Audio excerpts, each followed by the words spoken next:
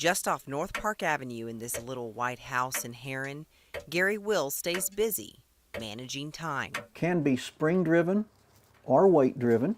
You could say Mr. Will is kind of like Heron's own father time. The people are just fascinated with it in general, and probably more so than you realize because we're governed by time. Growing up, Gary spent his time working for the family business, the Heron Coca-Cola Bottling Company. But when his family sold the company in 1985, he decided it was time to start his own business.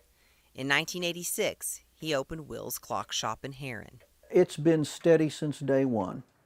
I opened my doors on December the 6th, and 20 minutes after the business was open, I sold my first new clock, and 30 minutes after that, I had 2 or 3 clocks in for repair. Oh, there's a good one.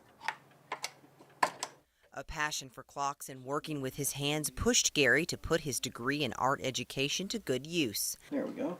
Armed with a background in jewelry and metalsmithing, he bought some equipment and started learning his craft. Well, there seemed to be a need for it, and I was trying to fill a niche and then keep myself employed.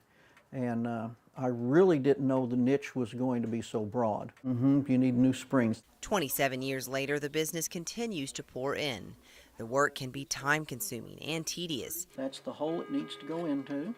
Gary showed me firsthand Feel it start, or you'll see the chafe start to come up. just how labor-intensive Now here's where the muscle comes in. Spin it around and push. his work can get.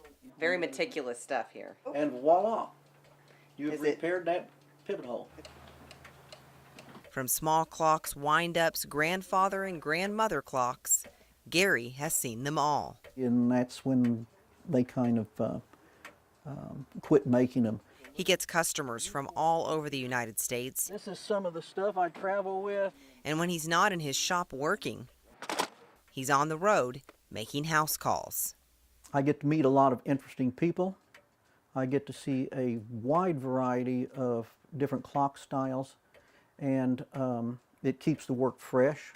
While he enjoys the hands-on aspect of his work, there's something more, an intangible sense of fulfillment when he's able to salvage a piece of a family's history. Being able to repair these things and seeing come back to life is very enjoyable.